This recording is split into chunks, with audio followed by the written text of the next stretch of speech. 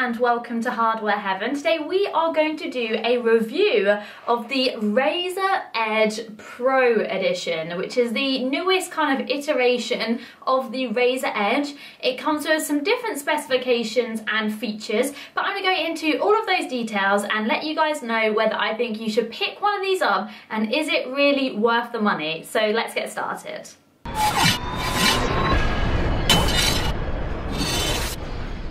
So let's start by taking a look around the device itself. As you can see, it is a 10-inch screen with some borders along the side, and that really allows for space for the extra controllers that you have, so it doesn't cover any part of the screen. It's got a black design with the typical green accents that you would expect on any Razer device. It is quite thick. I'll go into all of the details of the specifications of the actual tablet here, but I'll start by showing you the ports. So the buttons and ports that we have along the top side, we have the power switch, we have a keyboard button so you can easily press that and bring up the keyboard when in tablet mode. We've then got a lock button so we can lock the screen to stop us using it.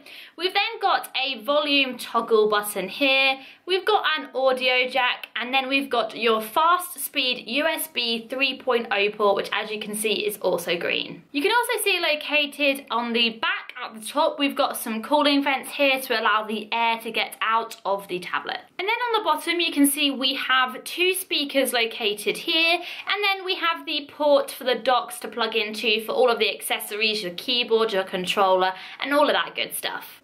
So let's go into some specifications of this gaming tablet so you know exactly what's inside of it and whether you think it could live up to your gaming standards. So it is actually an i7 core processor. It's 1.9 gigahertz turboing at 3 gigahertz. It's also got 8 gigabytes of DDR3 RAM. It's got an NVIDIA GT640M graphics card with 2 gigabytes of dedicated memory there. It's got a 10.1-inch display. It's actually a multi-touch HD display which is currently running Windows 8. And it can come in two varieties, either 128 or 246 gigabyte SSD. It's got a front-facing 2 megapixel HD webcam, and the approximate weight is 2.1 pounds, which obviously changes depending on what accessories you're using, but the device as it stands now is 2.1 pounds. So there are a variety of different accessories that you can get that don't come as standard with the tablet. When purchasing the tablet for around $899, you get this, which is the gaming tablet. You could use this whilst playing app games as you would normally. You could use a web page, you could read magazines, whatever you would expect to do on a tablet,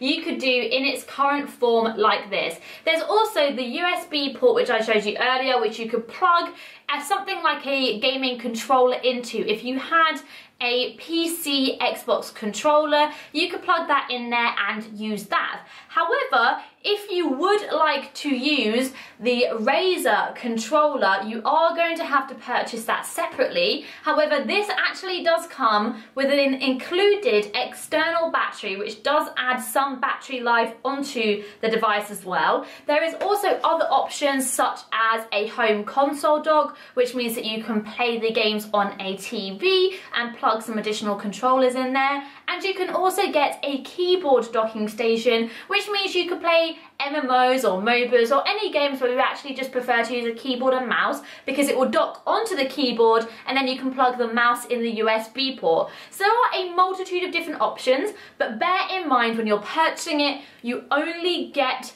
the tablet. You will have to purchase the controller, the keyboard, the console dock all separately. So here we have the Razer Edge Pro docked into the controller dock.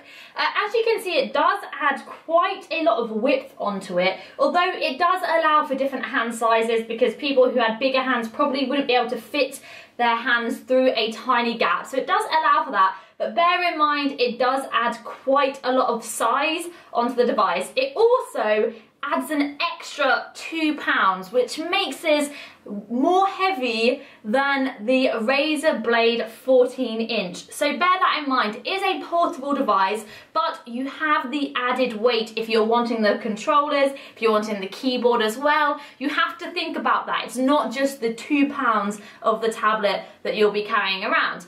I actually really like these controllers. I think the buttons are extremely well made. I think the nice triggers, we've actually got 3 trigger buttons that you can see on each side. You've got your analog sticks, you've got some play buttons here, and you know, a nice sturdy handle, which I think is really nice. The only thing is, it's so heavy. You cannot hold this up to play it. You literally have to rest this on your lap, which makes me think, why not use a laptop? It's one of the reasons why I'm really kind of thinking that depending on how you're wanting to use this will really depend on whether it's something that you should get or whether you should really get a laptop. Because if you are wanting to play this for an extended period of time, you will have to rest this on your lap because it is heavy. It's 4 pounds. It's like constantly holding a small child whilst trying to press all the buttons and the things. It will be an extreme workout, but as we all know, I am weak, so not everyone would probably have to rest it on the lap, but for me, I wouldn't be able to hold this up whilst playing with it. So it's something that definitely I'd have to rest and I'd have to look down. So to me, I would much prefer to use a laptop because I could rest it on something a lot easier. You couldn't put this on a table and play it because you wouldn't be able to press any of the buttons. So you are going to have to rest it on something and hold it kind of horizontally to be able to use it. So let's talk performance, really. How does this perform in comparison to a gaming tablet, other tablets, or a laptop? Now, in regards to tablets, this is the best performing tablet I've ever seen. It is actually the first tablet that I've ever got my hands on where I've been able to play Steam games. I actually tested this with the new Tomb Raider and BioShock Infinite, and playing it was extremely smooth. The controller configuration works extremely well and seamless. There's no setting it up. It's already kind of known that it has got a controller attached and it's super easy to use. In fact, it's a lot easier to use the controller to go through menus than it is to use the touchscreen as a mouse feature.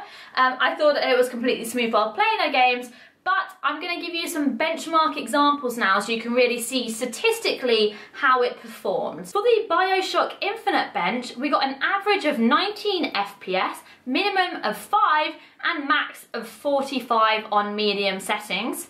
On low settings, we got an average of 24 FPS, minimum of 6, and max of 45. For Tomb Raider, we got an average of 46 FPS, minimum of 34, and max of 56 on normal settings. And on high settings, we got an average of 31, minimum of 23, and max of 40 FPS. And doing a 3D benchmark like we would with any tablet, laptop, or PC, on the CloudGate test, we got a score of 4,284, and on Ice Storm we got 45,541. So as you can see, this performs extremely well for a tablet, and that's really what I'm getting here. If you're wanting to purchase this to play tablet games, to read magazines, to browse the internet, and to purchase this additional controller to play Steam games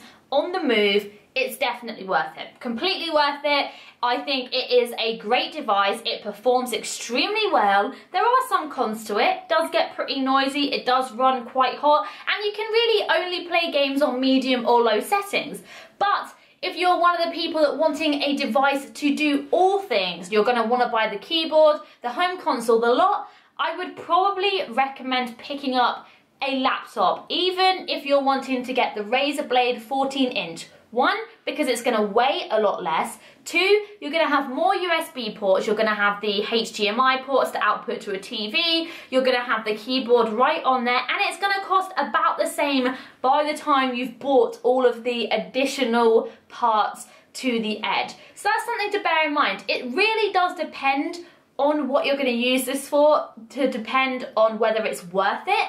If you're going to use it as a tablet and have this game controller, totally worth it. I absolutely love it. It's a fantastic idea. It performs better than I expected it to, and it's really fun to use. But if you're going to want to use it as a device to have everything with, it's going to be too heavy to carry around, it's going to end up not being portable, and it's not going to perform as well as a gaming laptop. And the fact it does not run in 1080p, it has an extremely short battery life, and it does get quite bulky when you add the accessories on. Something like a really slimline blade would definitely suit a lot of people a lot more if they wanted to do a multitude of things. So definitely bear that in mind. You don't just buy the blade and get all of the accessories. You have to buy the accessories on top of that, and you have to add all of the weight of those together to really get a feel of how much it's going to be to carry around. Just to recap really overall, I love the design, I love how it performs as a gaming tablet, but I definitely wouldn't purchase it to use with a keyboard and a mouse because I'd much rather just sit down with my laptop. This is something that if I'm really in-depth into a Steam game and I'm going on a long journey, I'd absolutely love to play it, but I would definitely need a power socket to plug it in and somewhere to rest it because it's extremely heavy for someone as weak as me. But I absolutely love that I don't have to just be restricted to the portable kind of console games on a Vita or a 3DS. You can now play PC games on the move and not have to carry a laptop around, and I think that is definitely great. I just don't think the technology is up to scratch at the moment to really get the best out of these. I would have loved to have been able to play something like BioShock Infinite or Tomb Raider on Ultra and really think, wow, this is amazing, but it's just not up to that standard yet. But I don't think they were that far off, and I'm really glad Razer were the first ones to kind of take that leap, because I've definitely been impressed with their laptops and other devices in the past. I really look forward to seeing what we get in the future.